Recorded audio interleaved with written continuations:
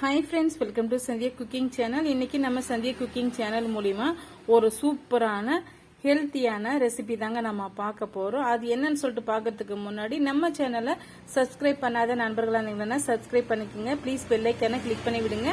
அப்பதான் நான் போடுற வீடியோ நோட்டிபிகேஷனா கிடைக்கும். வாங்க இப்போ வீடியோக்குள்ள போகலாம்.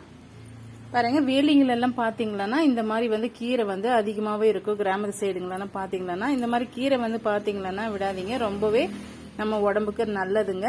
இது என்ன கீரைன்னு பாத்தீங்களா முடக்கு அறுத்தான் கீரைங்க.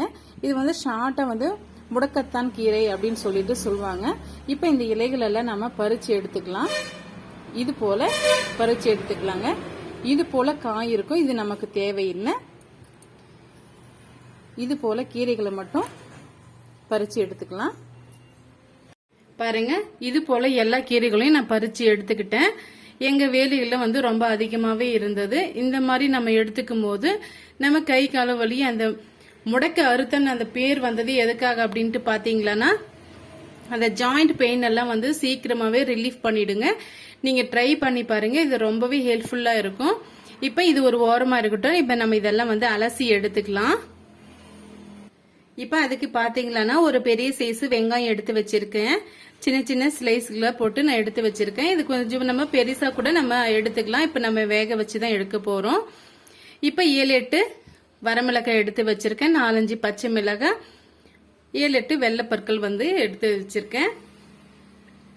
இதுக்கு பாத்தீங்களா ஒரு 4 தக்காளி பழம் கட் பண்ணி எடுத்து வச்சிருக்கேங்க. நமக்கு அதிகமான கீரை கிடைச்சிருக்கிறதுனால நான் ஒரு 50 கிராம் அளவுக்கு துவரம்பருப்பு எடுத்து வச்சிருக்கேன். உங்களுக்கு குறைவான அளவுக்கு கீரை கிடைச்சிருந்தா நீங்க எக்ஸ்ட்ரா கூட நீங்க பருப்பு எடுத்துக்கலாம். உங்க அளவுகள் நீங்க சேஞ்ச் பண்ணிக்கோங்க. இப்ப எனக்கு அதிகமான கீரை கிடைச்சிருக்கிறதுனால நான் கொஞ்சமா பருப்பு எடுத்துக்கிறேன் நானு. இப்ப இந்த பருப்பெல்லாம் நல்லா அலசிட்டு எடுத்துட்டு வந்துடலாம்.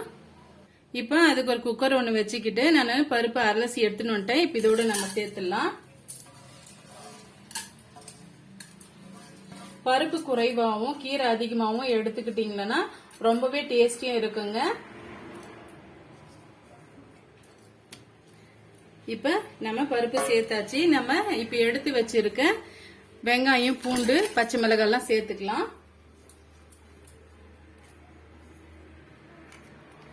தக்காளி பழமும் சேர்த்துக்கலாம்.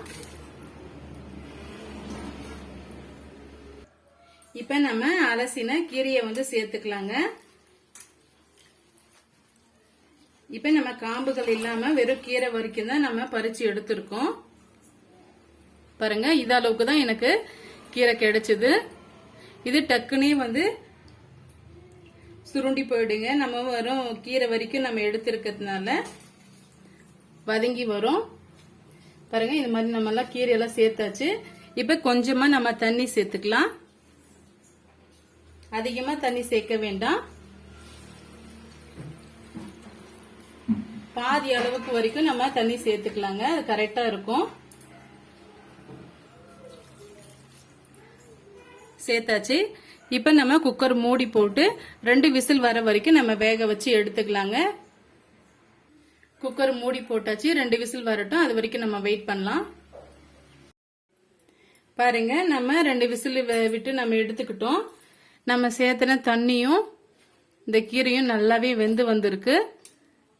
பாருங்க, இப்ப இது கூடவே தேவையான அளவுக்கு நம்ம உப்பு சேர்த்துக்கலாம். பார்த்து சேர்த்துக்குங்க. இப்ப இது கூடவே ஒரு குட்டி நெல்லிக்காய் சைஸ் அளவுக்கு நம்ம புளி சேர்த்துக்கலாம். ஆல்ரெடி நம்ம தக்காளி பழம் சேர்த்துருக்கோம். கொஞ்சமா நம்ம புளி சேர்த்துக்கிட்டா கரெக்டா இருக்கும்.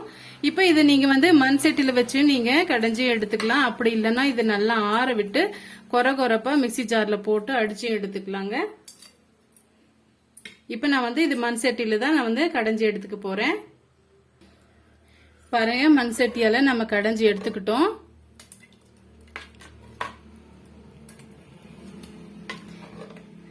இது போல இருந்தா கரெக்டா இருக்கும். எக்ஸ்ட்ரா நம்ம தண்ணி சேர்க்க வேண்டியது இல்ல. இப்ப இதுக்கு ஒரு தாளிப்பு கொடுத்துடலாம். இப்ப கரண்டி ஒண்ணு வச்சுக்கிட்டு தேவையான அளவுக்கு நம்ம ஆயில் சேர்த்துக்கிட்டோம். ஆயில் நல்லா சூடாயிட்டு வரட்டும். பாருங்க, ஆயில் நல்லா சூடாயிட்டு வந்துடுச்சு. இப்ப நம்ம கடுகு சேர்த்துக்கலாம். நான் 1/2 டீஸ்பூன் அளவுக்கு கடுகு சேர்த்துக்கிறேன். இப்போ இது கூடவே பாத்தீங்கன்னா நான் வந்து வெங்காயம் வடகம் வந்து நான் சேர்த்துக்க போறேங்க. ஆல்ரெடி நம்ம சேனல் மூலியமா வெங்காயம் வடகம் வந்து ஈஸியா வந்து வீட்டுல எப்படி ப்ரிப்பேர் பண்றதுன்னு சொல்லிட்டு நான் சொல்லியிருக்கேன். அது வந்து உங்களுக்கு ரொம்பவே யூஸ்ஃபுல்லா இருக்கும். வடகம் வந்து சாம்பார் கூட கீரை குழம்பு கூட நம்ம சேர்க்கும் போது ரொம்ப அட்டகாசமா இருக்கும். நீங்க ட்ரை பண்ணி பாருங்க. இப்ப கடுகு நல்லா பொரிஞ்சு வந்துடுச்சு. இந்த ஸ்டேஜ்ல நம்ம வடகத்தை இந்த மாதிரி பீஸ் பீஸா பண்ணி இதோட நம்ம சேர்த்துக்கலாம். வடகம் நல்லா பொரிஞ்சு வரட்டும். இப்ப ஸ்டவ் ஆஃப் பண்ணிட்டு நம்ம குழம்போட சேர்த்துக்கலாம். இந்த குழம்பு வந்து சாதத்தோட நீங்க சேர்த்து சாப்பிட்டு பாருங்க, ரொம்பவே அருமையா இருக்கும். முடக்க அறுத்தான் கீரை வந்து கிடைச்சதுன்னா மிஸ் பண்ணிடாதீங்க. ரொம்பவே அது நமக்கு யூஸ்ஃபுல்லான ஒரு மருத்துவ குணம் வாய்ந்தது தாங்க. இந்த வீடியோ வந்து உங்களுக்கு எளிமையான முறையில எப்படி செய்துன்ட்டு நான் சொல்லியிருக்கேன்.